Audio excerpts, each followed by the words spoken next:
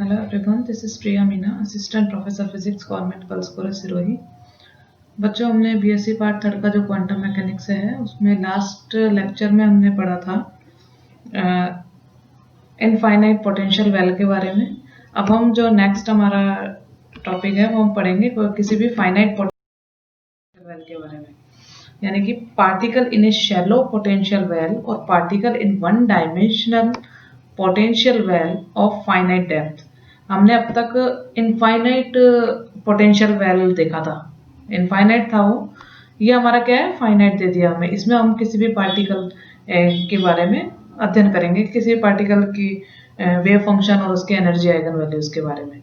तो इसके मतलब है एक विमीय परिमित गहराई के विभव कूप में कण, यानी कि ये आपका क्या है, देखिए बच्चों, ये वाई एक्सिस है, यहाँ पर हमने सेम वही पोटेंशियल है, विभव लिया हुआ है, ये एक्स एक्सिस है। अब यहाँ पर हमने जो वेल लिया है, जो कूप लिया है, वो किस तरह से लिया हुआ है कि ये माइनस एक्सिस की तरफ है, माइनस वाई एक्सिस की तरफ है, ये फाइनाइट एक विभव कूप है। और इसमें तीन रीजन हमने बांट दिए हैं। इसकी जो एजेस है वो जीरो पे नहीं है, मतलब मूल बिंदु पे नहीं है, माइनस ए से ए पर है। इसके तीन रीजन में मैं बांट दिया है, region first, region second and region third. इसमें जो पार्टिकल है वो रीजन सेकंड में है, जो कि इधर उधर मूव कर रहा है। Let a particle of mass m be present in one dimensional potential well of finite depth v0। इसकी जो गहराई है वो कितनी है, v0 है। माइनस का साइन हमने इसलिए लगाया क्योंकि ये माइनस एक्सिस की तरफ है। एंड इट्स एक्सपेंडेड फ्रॉम, और ये फैला हुआ कहाँ तक है, माइनस ए से प्लस ए तक। अब मैथमेटिकल टर्म में जो पोटेंशियल एनर्जी फंक्शन है हमारे पास, यानी कि विभव ऊर्जा जो फलन है हमारे पास Vx, उसे हम किस प्रकार से लिख सकते हैं बच्चों। अब आप देख सकते हैं Vx की जो वैल्यू है V इज इक्वल्स टू 0, यानी कि x जहां पर लेस देन माइनस ए से कम वाला जो क्षेत्र है वहां पर V का मान क्या है, 0 है। यानी कि हमारे रीजन फर्स्ट में V is equals to 0 where x is less than minus ए।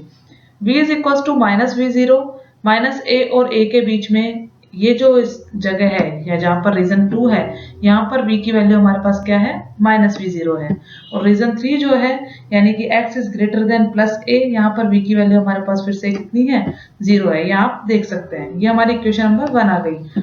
अब क्या है बच्चों की किसी भी बाउंड पार्टिकल के, अब यहाँ देख सकते हैं कि बाउंड पार्टिकल यानी कि इस वेल में जो पार्टिकल होगा, वो पार्टिकल इसकी जब नेगेटिव एनर्जी होगी वो तभी होगा क्योंकि नेगेटिव डायरेक्शन में है। तो इसके लिए कुल एनर्जी कितनी होनी चाहिए, E इज लेस देन 0 होनी चाहिए। ऊर्जा के संभव मान, यानी कि ऊर्जा के जितनी पॉसिबल वैल्यूज हैं और उनके जो वेव फंक्शन है अलग अलग क्षेत्र में, यहाँ पर वेव फंक्शन कुछ और होगा पार्टिकल का, यहाँ वेव फंक्शन कुछ और होगा, यहाँ पर वेव फंक्शन कुछ और होगा। तो मान लीजिए psi1, psi2 और psi3, हमने तीन वेव फंक्शन ले लिए, जो कि रीजन फर्स्ट में psi1 है वेव फंक्शन किसी पार्टिकल के लिए, रीजन 2 में psi2 है, रीजन 3 में psi3 है। तो फिर इनके लिए हम श्रोडिंगर इक्वेशन लिखेंगे, रीजन फर्स्ट में लिखेंगे, रीजन सेकंड में लिखेंगे, रीजन थर्ड में लिखेंगे। तो फिर हम क्या देखते हैं बच्चों, हमें देखते हैं कि रीजन फर्स्ट तो हमारे पास क्या हो गया, जैसे कि हमने पहले बात की है पोटेंशियल वेल में, इनफाइनाइट पोटेंशियल वेल के बारे में, तो इस तरह से हमें इसके सॉल्यूशंस प्राप्त होंगे। तो इसके लिए हम तीनों रीजन्स में जो श्रोडिंगर वेव इक्वेशंस लिख सकते हैं वो किस प्रकार से लिख सकते हैं। फर्स्ट रीजन में हम श्रोडिंगर इक्वेशन लिखेंगे d2 psi1 upon dx square minus 2me upon h cross square psi1 is equals to 0। ये इक्वेशन हमारे पहले जैसी इक्वेशन के जैसी है, जहां पर हमारा v क्या होता था, 0 होता था बच्चों। तो ये आप समझ सकते हैं, इसे रीजन फर्स्ट के लिए wave function Schrodinger wave equation आ गई। रीजन सेकंड के लिए जो वेव इक्वेशन लिखेंगे उसमें हम क्या लिखेंगे, d2 psi2 upon dx square plus 2m v0 minus e upon h cross square psi2 is equals to 0। ये हमारा कैसे है बच्चों, हम जो इक्वेशन लिखते थे उसमें क्या लिखते थे, यहाँ पे माइनस और e माइनस v। अब यहाँ पर हमारा v की वैल्यू क्या है, माइनस v0 है। माइनस हमने अगर कॉमन लिया तो माइनस कॉमन लेने के बाद में यहाँ पे क्या आ जाएगा, प्लस का साइन आ जाता है। तो ये हमारे पास जो इक्वेशन आती है रीजन 2 में, ये इस प्रकार की आती है। अब रीजन थर्ड में सेम होगा बच्चों, v इज इक्वल्स टू 0 है यहाँ भी। तो हमारी श्रोडिंगर इक्वेशन क्या हो जाएगी, d2 psi3 upon dx square minus 2me upon h cross square psi3 is equals to 0। ये तीनों मिलके आपकी इक्वेशन नंबर 2 हो गई। अब हम मान लेते हैं इसे सॉल्व करने के लिए हमें क्या लेना है, हमें psi1, psi2, psi3 निकालने हैं फाइनली इस पार्टिकल के लिए जो कि फाइनाइट पोटेंशियल वेल में मूव कर रहा है। इसके लिए हम देखो क्या मान लेते हैं, अल्फा मान लेते हैं। अल्फा हम मान लेते हैं कोई भी कांस्टेंट, ये जो वैल्यू है इसका अंडर रूट, इसको हम इक्वल्स टू अल्फा मान लेते हैं। Alpha is equals to under root 2m e upon h cross square. और बीटा की जो वैल्यू है, बीटा हम मान लेते हैं under root 2m v0 minus e upon h cross square. ये आपकी इक्वेशन नंबर 3 आ गई। अल्फा और बीटा यहाँ पर क्या है बच्चों, वास्तविक और पॉजिटिव कांस्टेंट है, रियल एंड पॉजिटिव कांस्टेंट है। Now substituting the value of alpha and beta in above equation we can write. Alpha और बीटा को हम यहाँ पर यदि इक्वेशन नंबर 2 में पुट कर दें तो हमारी जो इक्वेशन नंबर 2 है वो क्या बन जाएगी, d2 psi1 upon dx square minus alpha square psi1 is equals to 0। यहाँ पर क्या है, x is less than minus a, ये रीजन 1 के लिए इक्वेशन थी हमारी। रीजन 2 के लिए क्या आ जाएगी, d2 psi2 upon dx square plus beta square psi2 is equals to 0। यहाँ पे कंडीशन हमारी x की माइनस a से a की थी, and d2 psi3 upon dx square minus alpha square psi3 is equals to 0। ये हमारी इक्वेशन नंबर 6 हो गई। ये हमारे पास क्या आ गई बच्चों, डबल डेरिवेटिव की जो इक्वेशन है, श्रोडिंगर इक्वेशन, हमने इनको समराइज करके लिख दिया।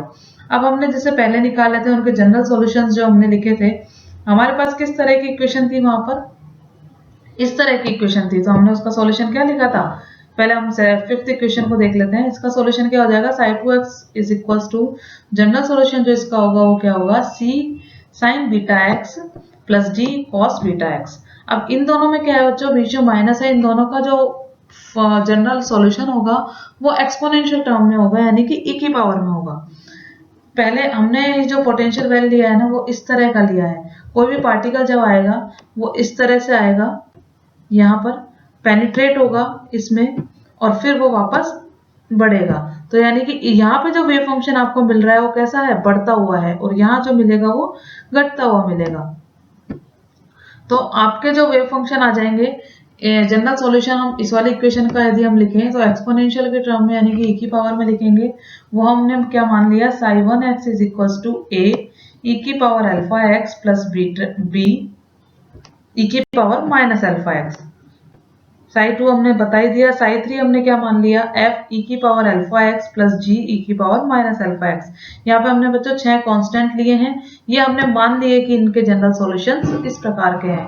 पहले भी हमने पिछली इक्वेशंस में माने थे, तो हमने जब ये सॉल्यूशन माना था क्योंकि हमारे पास कुछ इस तरह की इक्वेशन हमारे पास थी। अब यहाँ पर क्या है, a b c d f and g, ये छहों क्या है बच्चों, स्वच्छ नियतांक है। हमने अपनी तरफ से आर्बिट्रेरी कांस्टेंट लिए हैं। इनकी जो वैल्यूज है हम जैसे पहले निकालते थे बाउंड्री कंडीशन से, इनकी वैल्यूज हम निकालेंगे कि क्या क्या होती है। तो रीजन फर्स्ट में हम यदि पहली कंडीशन लिखें तो पहली कंडीशन रीजन फर्स्ट में क्या आएगी, रीजन फर्स्ट में आएगी बच्चों कि x इज, जैसे जैसे x माइनस इन्फिनिटी की तरफ बढ़ रहा है वैसे वैसे साई का फंक्शन क्या होना चाहिए, 0 होना चाहिए। क्योंकि हम मान के चल रहे हैं कि पार्टिकल केवल कहाँ मूव कर रहा है, फाइनाइट वेल में मूव कर रहा है, तो psi1 क्या होना चाहिए, 0 होना चाहिए। और psi1 की वैल्यू यदि हम 0 करते हैं, x टेंड्स टू इन्फिनिटी, तो हम यदि रीजन 1 के वेव फंक्शन की बात करें, इस इक्वेशन में आप देखिए यहाँ पर आप x की जगह माइनस इन्फिनिटी रखेंगे, तो यहाँ पर अगर आप माइनस इन्फिनिटी रखेंगे तो ये वैल्यू क्या हो जाएगी, 0 हो जाएगी, क्योंकि e की पावर माइनस इन्फिनिटी क्या होता है, 0 होता है। ये वैल्यू 0 हो गई, ये वैल्यू 0 हो गई, तो हमारे पास अल्टीमेटली क्या आ जाएगा, b इज इक्वल्स टू 0। तो b शुड बी 0, अदरवाइज अगर b 0 नहीं होता है तो जैसे जैसे x माइनस इन्फिनिटी की तरफ बढ़ेगा तो साई भी फिर 0 नहीं होना चाहिए, साई भी इन्फिनिटी की तरफ बढ़ेगा, जो कि अलाउ नहीं है, साई फंक्शन 0 होगा। सिमिलरली हम रीजन थर्ड की बात करें, सेम इसी तरह से x की वैल्यू यहाँ पर कहाँ बढ़ती जाए, यदि इन्फिनिटी की तरफ हम x की वैल्यू बढ़ाते जाएं तो psi3 क्या होना चाहिए, psi3 भी क्या होना चाहिए, 0 की तरफ बढ़ना चाहिए फंक्शन। psi3 को हम यदि 0 करेंगे और x को हम इन्फिनिटी रखेंगे, तो x को इन्फिनिटी रखने पर जो वैल्यू 0 आएगी हमारी वो आएगी ये वाली। तो इसके लिए हमारे पास x को यहाँ पर इन्फिनिटी रखेंगे तो e to the power minus infinity क्या हो जाएगा, 0 हो जाएगा, ये वैल्यू 0 हो जाएगी। ये 0 होने के लिए f की वैल्यू क्या होनी चाहिए, 0 होनी चाहिए। तो यहाँ से हमें एक चीज क्या मिल गई, f शुड बी 0, ठीक है, सेम।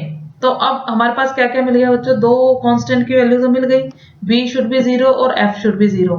ये दोनों वैल्यूज हम इक्वेशन नंबर 7 में यदि पुट करें तो हमें जो वेव फंक्शन प्राप्त होंगे वो क्या प्राप्त होंगे, sin1x is equals to a e की पावर अल्फा x, यहाँ पर हमने b इक्वल्स टू 0 कर दिया, sin2 is equals to c sin beta x plus d cos beta x, और sin3 की वैल्यू क्या आ जाएगी, g e की पावर माइनस अल्फा x। यहाँ पे हमने f को 0 कर दिया। ये आपकी इक्वेशन नंबर 8, 9 एंड 10 आ गई। ये क्या है, हमारे तीनों रीजन्स में वेव फंक्शन है, एक हमने बाउंड्री कंडीशन लगाई है उसके बाद में। अब हम क्या करेंगे कि इन जो वेव फंक्शन है इन पर दूसरी बाउंड्री कंडीशंस लगाएंगे।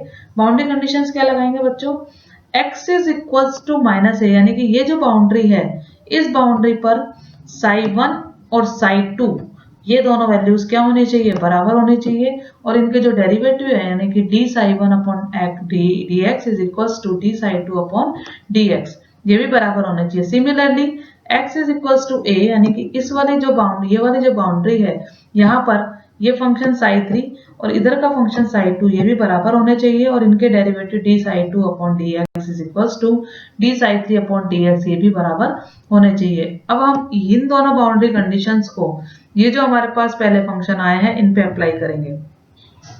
तो इनको 8, 9 एंड 10 इक्वेशंस में अप्लाई करें तो हमारे पास क्या आ जाएगा बच्चों, हमारे पास ये हमने इक्वेशंस लिख दी है 8, 9 और 10, और इनके डेरिवेटिव भी हमने यहाँ पर लिख दिए हैं। अब पहले हम x is equals to minus A के लिए बात करें। x equals to minus A के लिए psi1 और psi2 बराबर होने चाहिए, यानी कि हमने इस इक्वेशन को इस इक्वेशन के बराबर रख दिया जब x is equals to minus A हो, यानी कि x की जगह माइनस ए पुट करने पर।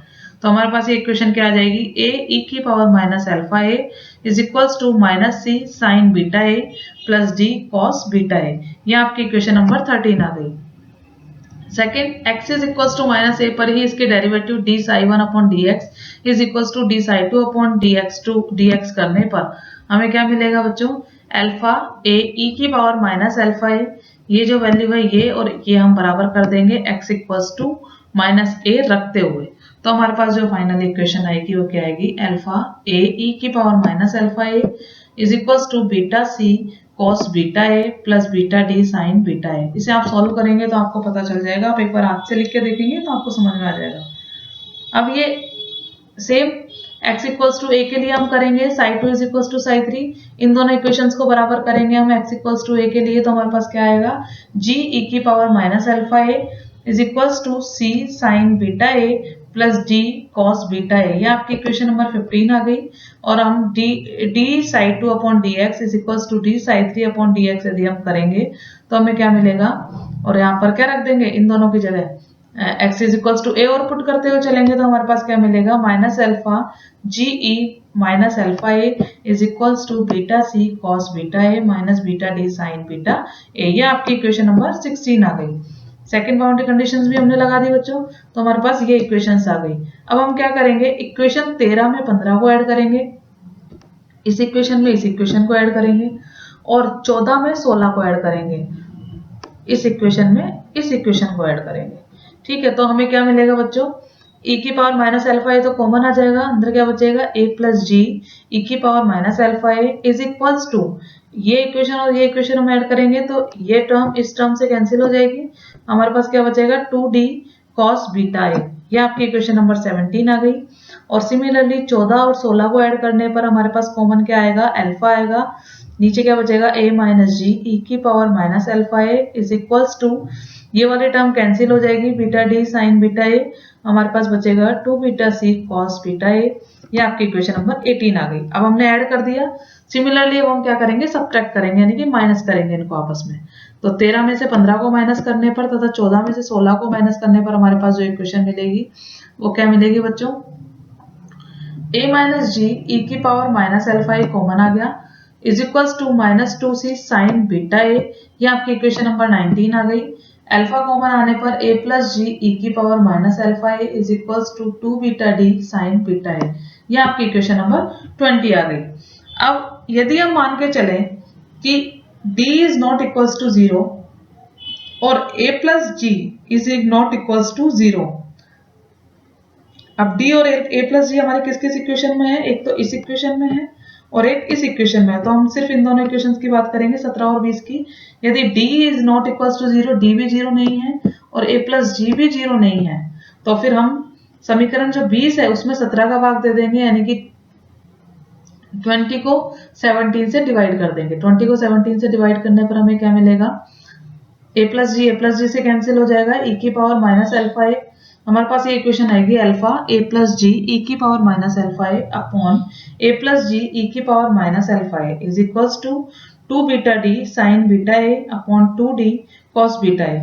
यहाँ पे जो टर्म कट रही है उनके काट दीजिए। हमें जो फाइनली जो इक्वेशन मिलेगी वो क्या मिलेगी, alpha is equals to beta tan beta A. ये आपकी इक्वेशन नंबर 21 आ गई। अब सिमिलरली इक्वेशन कौन सी बची, अब दो, एक तो ये इक्वेशन बच गई, एक ये वाली इक्वेशन बच गई। इनमें हम क्या देखते हैं, यदि c is not equals to 0 और a minus G is not equals to 0, similar equation देखेंगे बच्चों। तो फिर हम इन दोनों इक्वेशन से क्या देख सकते हैं, इन दोनों को भी हम सेम इसी तरह से डिवाइड करेंगे आपस में।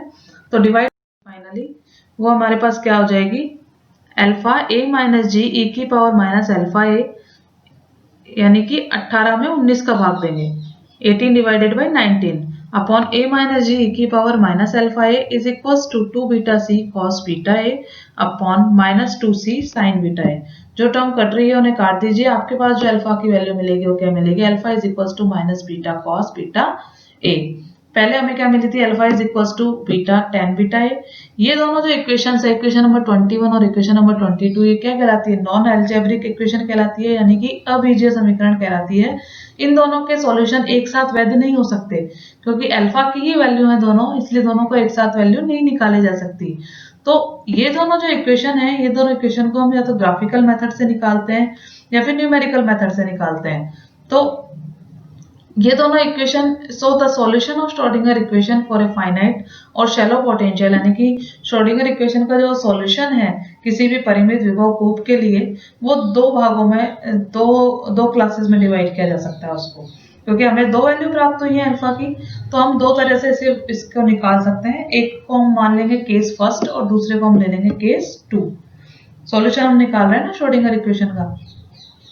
तो यदि हम alpha is equal to beta tan beta A लेके चलें, तो यदि हम मान लें कि c इज इक्वल टू 0 है, तब समीकरण 18 और 19 से, 18 और 19 आप पीछे देखिए, 18 और 19 जो हमारी इक्वेशंस मिली थी हमें, यानी कि जो वेव फंक्शन की जो इक्वेशंस मिली थी बच्चों, यदि हम c बराबर 0 मान लें तो हमारे पास क्या आ जाएगा, a is equal to g, a बराबर g हो जाएगा। तो समीकरण जो हमें 3 मिली थी वेव फंक्शन की, वो समीकरण में हम ये वैल्यू पुट कर दें, c बराबर 0 और a बराबर g, तो हमें जो वेव फंक्शन प्राप्त होंगे वो कुछ इस तरह के प्राप्त होंगे। यानी कि हम जब केस पहला लेके चलते हैं, अल्फा की वैल्यू यदि हम ये लेके चलें, तो हमारे पास जो वेव फंक्शन प्राप्त होंगे वो ये प्राप्त होंगे, यानी कि श्रोडिंगर इक्वेशन के जो सॉल्यूशन होंगे वो कुछ इस तरह के होंगे। तो साई 1 होगा हमारा a e की पावर अल्फा x, साई 2 होगा d cos beta x, Sai 3 होगा a e की पावर माइनस अल्फा x।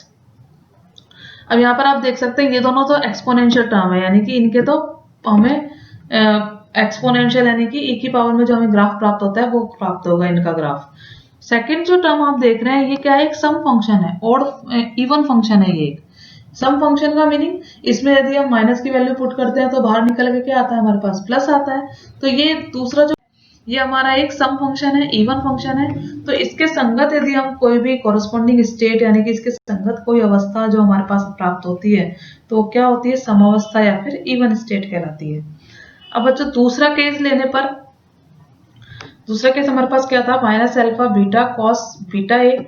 ये यदि हम ले लें तो हमारे पास, यदि हम मान के चलें कि d इक्वल्स टू 0 है, तो इक्वेशन 17 और 20 हमारे पास ये है। यहाँ पर यदि हम d को 0 ले लें तो हमें क्या मिलेगा, a इक्वल्स टू माइनस जी मिलेगा। और a इक्वल्स टू माइनस जी को यदि हम वही सेम वेव इक्वेशंस में यदि हम रखें तो हमें जो वैल्यू प्राप्त होगी वेव फंक्शन की, यानी कि दूसरे केस में जो हमें वेव फंक्शन की वैल्यू प्राप्त होंगी वो क्या होंगी, a e की पावर अल्फा x, साई 2 जो प्राप्त होगा c साइन बीटा x, और साई 3 जो हमें प्राप्त होगा वो होगा माइनस a e की पावर माइनस अल्फा x। दोनों ही केस में हमें वेव फंक्शन अलग अलग प्राप्त हुए हैं। तो हमारे पास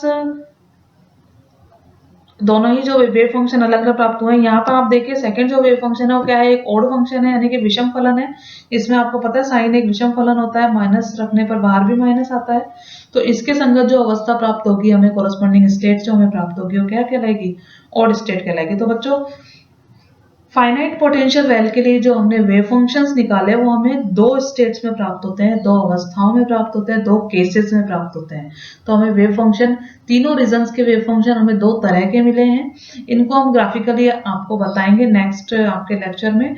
और एनर्जी आइगन वैल्यूज, अभी हमारे वेव फंक्शन ही निकले अभी तो हमारे पास, अभी इसकी एनर्जी आइगन वैल्यूज निकालना बाकी है, तो इनकी एनर्जी आइगन वैल्यूज निकालेंगे। वेव फंक्शंस को हम ग्राफिकल रिप्रेजेंट करेंगे किस तरह से हमें प्राप्त होता है। Thank you.